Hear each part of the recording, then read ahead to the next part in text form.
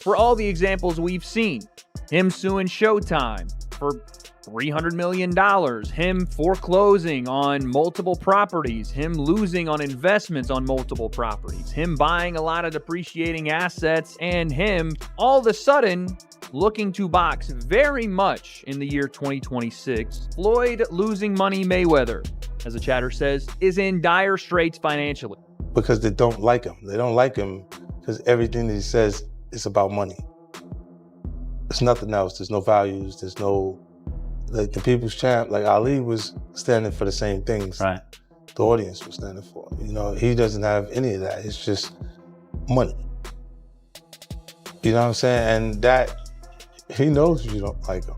Some people will say, you know, he's suing now because of his gambling habits, which was not hidden. It was not a secret. He would post, not Teddy Atlas talking about anything that wasn't out there.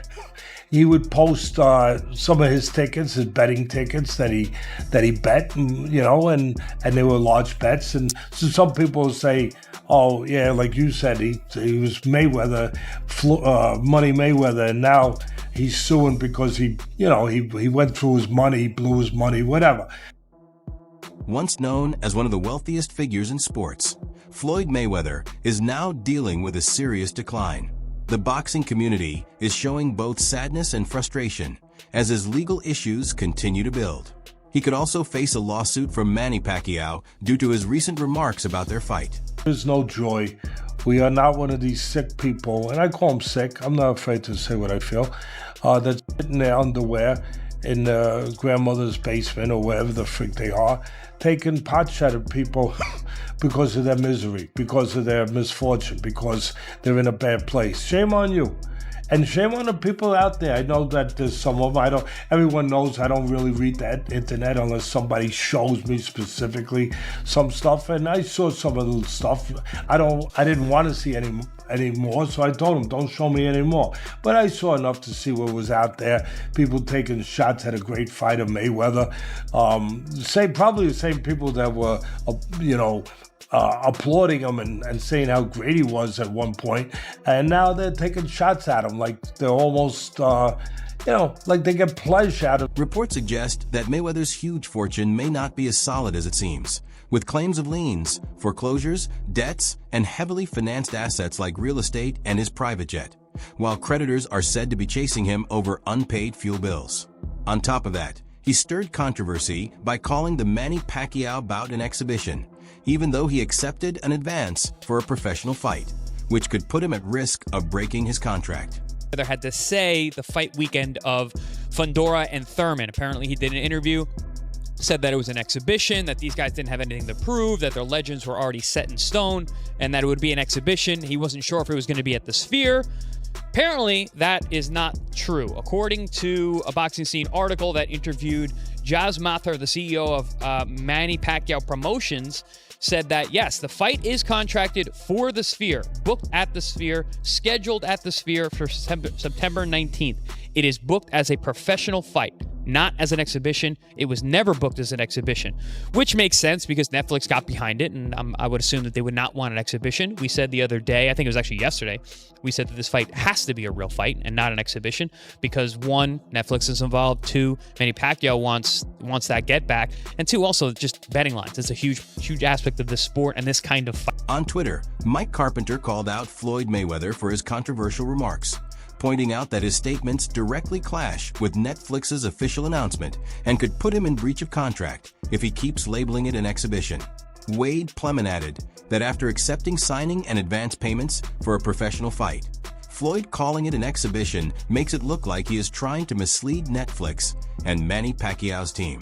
He also noted that Floyd had done something similar before during the Floyd Mayweather versus Logan Paul, where it was promoted using another person's name and image, bringing in $10 million in cash up front. Something is off. Something's completely off because you got one person saying, this is a real fight.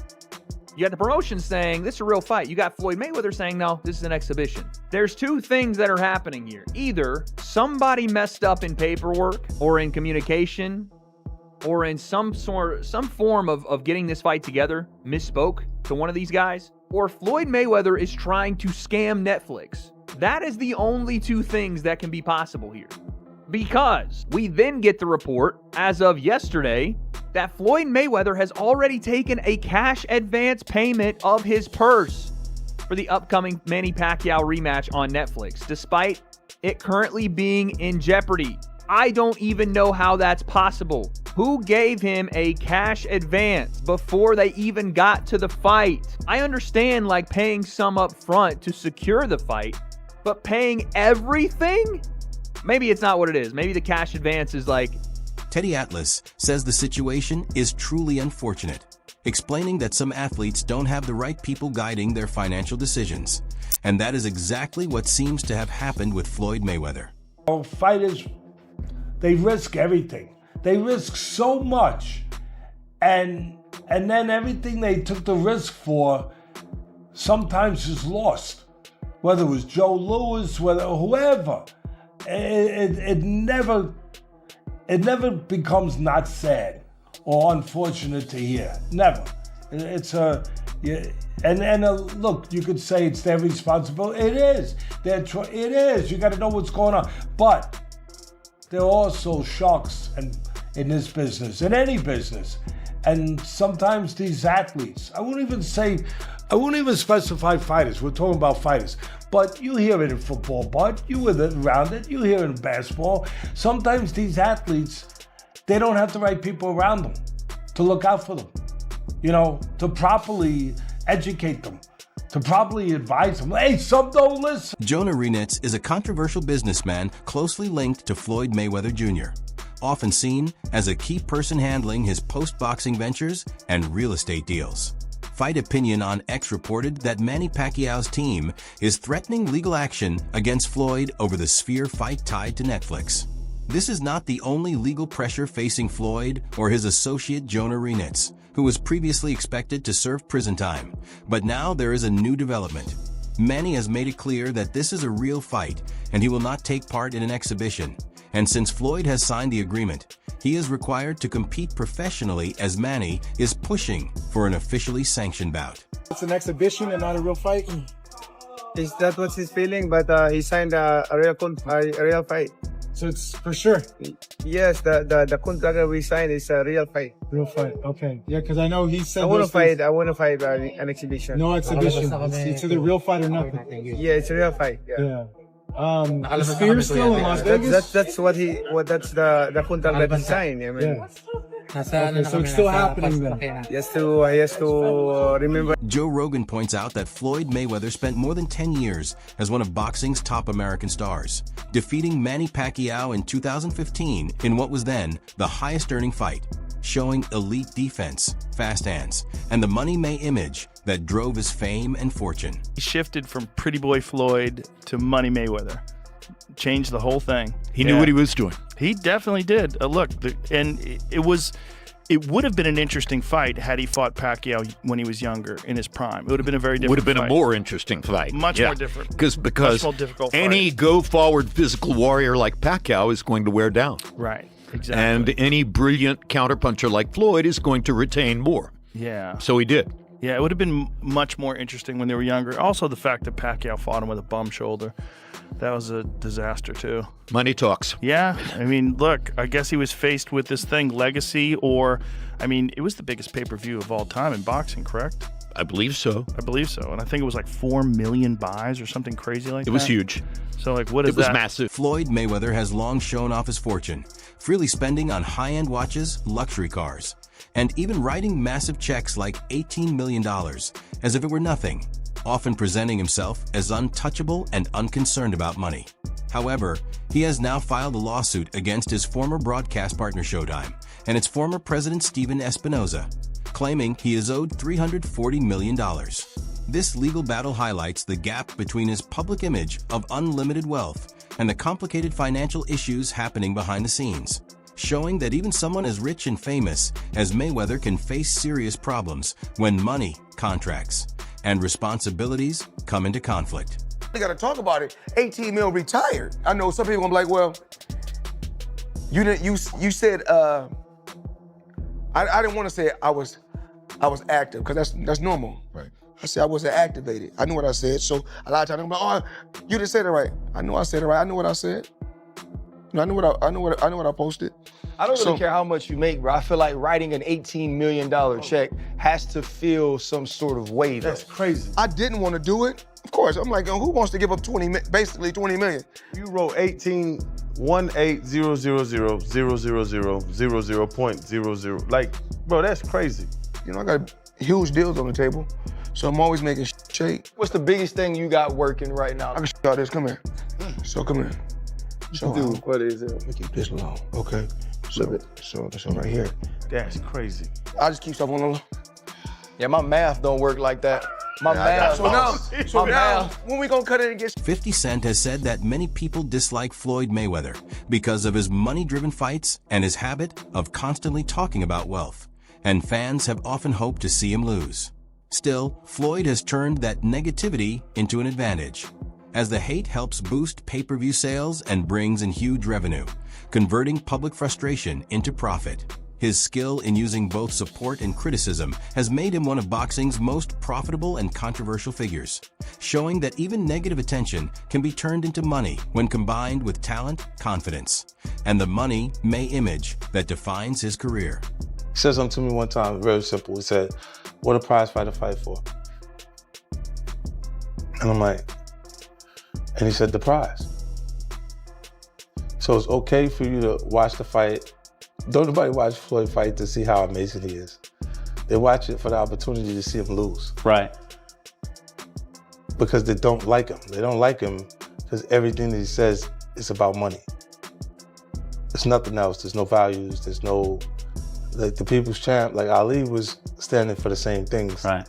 The audience was standing for. You know, he doesn't have any of that. It's just money. You know what I'm saying? And that, he knows you don't like. Max Kellerman explains that fighters like Floyd Mayweather, who spend heavily and fail to make smart investments, can face serious financial difficulties after their peak years. He stresses that even athletes earning massive amounts can run into trouble later if their money is not managed properly. Kellerman notes that overspending without preparing for the future often leads to problems once earning power drops.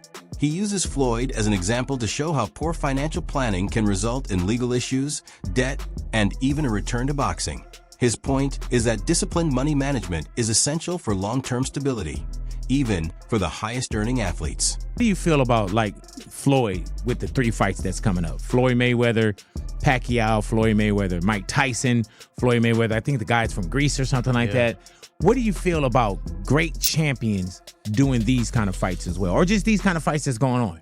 You need money. Damn. Yeah, when you need money. This is the problem with boxing. You think about financial literacy, right? And you talk about like NFL players or NBA players. There's support systems for those dudes. There's nothing like that for fighters. They got to figure it out all themselves. And if you're a fighter, that means you did not have options.